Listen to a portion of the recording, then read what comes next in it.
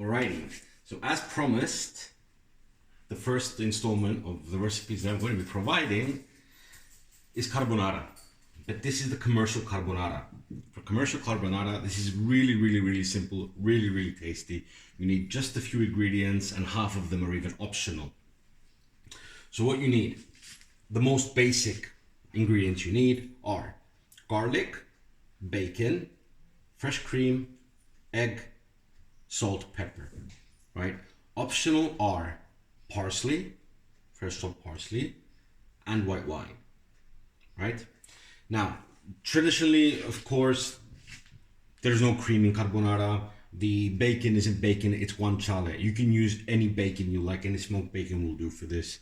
This is what I like to call my commercial carbonara, because it's the European twist away from Italy. All right, so our bacon, as you can see, our bacon doesn't have much fat on it. When you don't have a lot of fat on your bacon, of course, you always want to start with your bacon in the pan.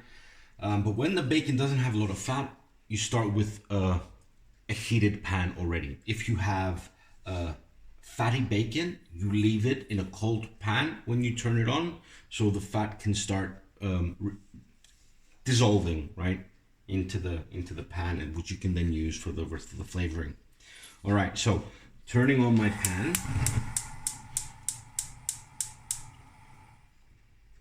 All right. So we're gonna let this warm up. Until this warms up, all right, a couple of things. Okay, we said in a traditional recipe, what you would have is basically guanciale, right? So it's pork cheek baked. It's smoked pork cheek that the Italians use for this. You have lots of eggs and cheese, right? The way they do it is they create a sort of a gooey texture out of the cheese, and that creates that creamy effect that you see in the Italian carbonara. All right, so I'm gonna start this up. The way we go is first we go bacon, then we go garlic, then we go salt, pepper. The salt really depends on how salty your bacon is.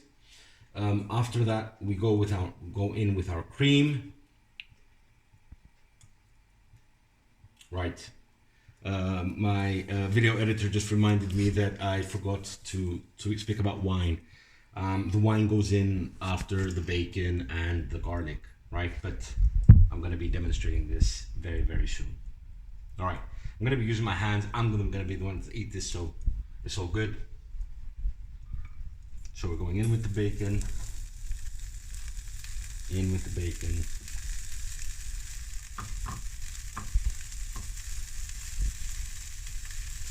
Again, there's not much fat on this, so this should be a really quick process, right? We just want to start feeling the aromas of that smoky, that bacon, those beautiful, wonderful smells.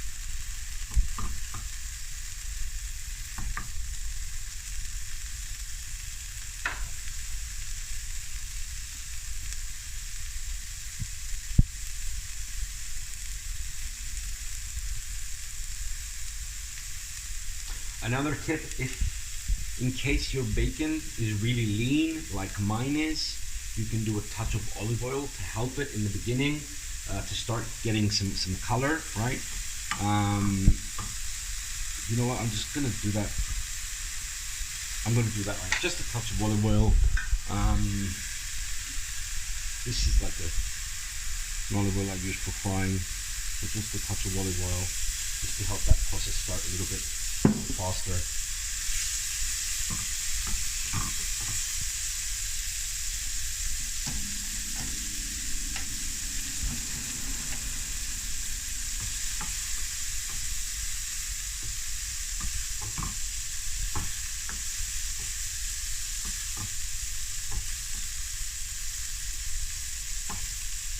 So as you can see, you're going to start to see some brown spots on our bacon.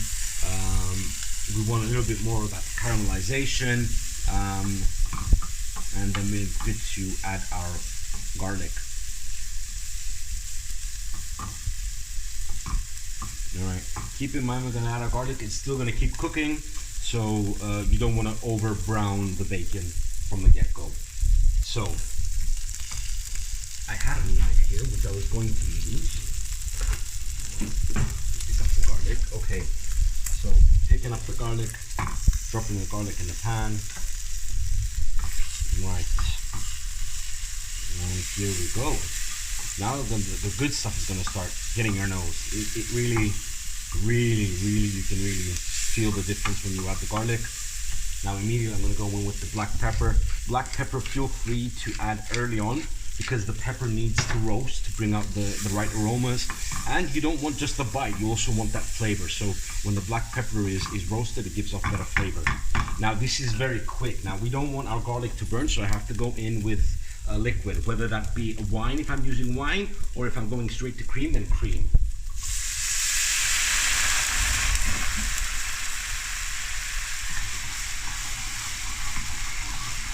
So if you want to add wine into carbonara, you can.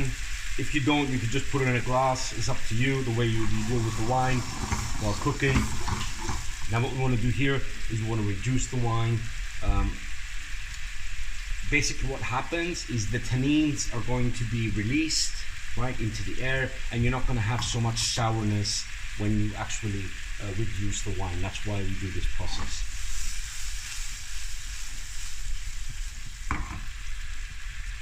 Alright, I think it's reduced enough. I mean, you can always just give it a bit of a taste. Yep, no sourness there.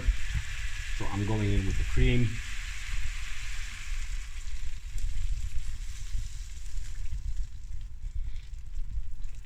Alright, the cream is in.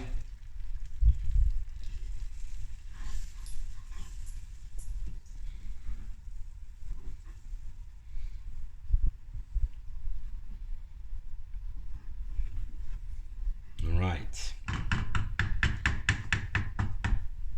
So now I'm going to leave that alone for a little bit to start bubbling. Now, when this starts bubbling, we're going to turn it off and add the egg, right? If you add the egg in when the cream is too hot, you're going to end up with an omelette in your sauce, and you don't want that.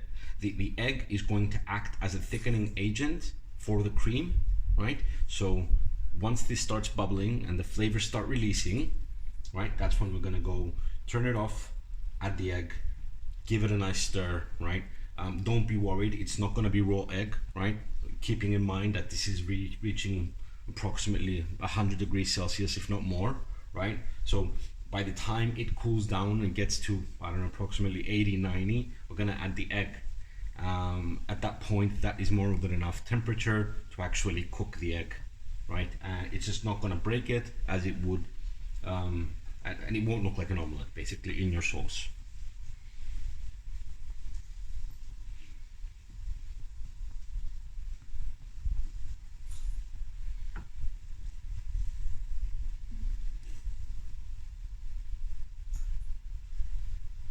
Okay, so this cream is a little bit lighter than the one that I'm used to working with.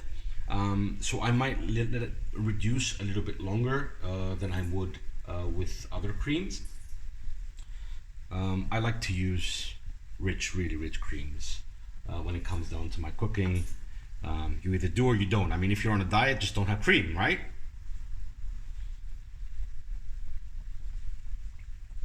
All right. So at this point, I think I'm gonna move my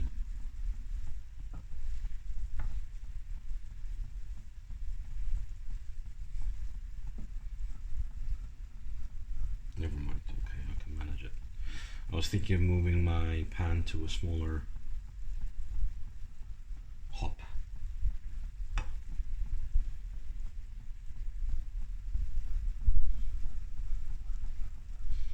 Alright, so I'm just going to taste this now as it is, because I want to see, because you can't really account for the salt before you've put in the cream.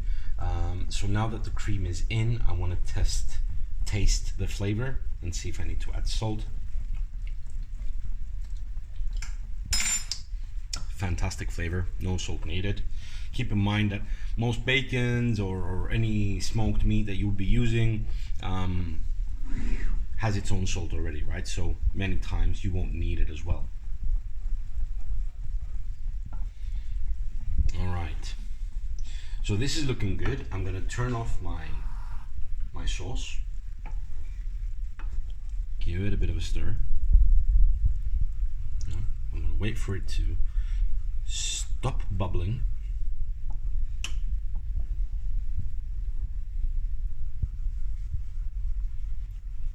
Okay, we're about there. So now that it's stopped bubbling, I'm going to go in with the egg. Now what you want to do is you want to stir immediately from the get-go, add a little bit at a time, and you're going to see that this is going to be getting thicker and thicker. Right? If you see now in the middle, the sauce is looking a lot thicker than it is from the outside. Right? All you need to do is make sure that goes everywhere. Right? And the amount of eggs really does depend on you. Now I used one cream, so that's 250 ml and one egg, right? Some people would use 2 eggs, for example, for 250 ml cream.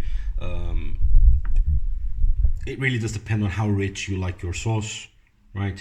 Personally, I think I would prefer a second egg as well, but yeah, for the sake of for the purpose of the video, I'm gonna leave it as is. Now our sauce is getting really nice and thick, right? You can see this, right? Let's see the back of the spoon test, right? Look at that. Nice and thick sauce. Now that the sauce is done, always fresh herbs, always as close to the end as possible. Now our sauce is done here, right? Again, if you want to eat it like this, it's perfect. Me, I like adding parsley to this sauce, so I'm just gonna go ahead, grab some parsley and add it in. Give it a bit of a mix. I'm going to leave some on the side for garnish later on.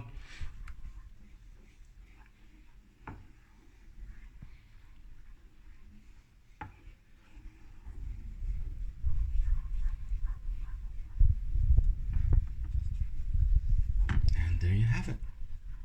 That's it. This is lovely, lovely, lovely sauce to be had with spaghetti or linguine, or even tagliatelle if you prefer. Pappardelle as well are also nice.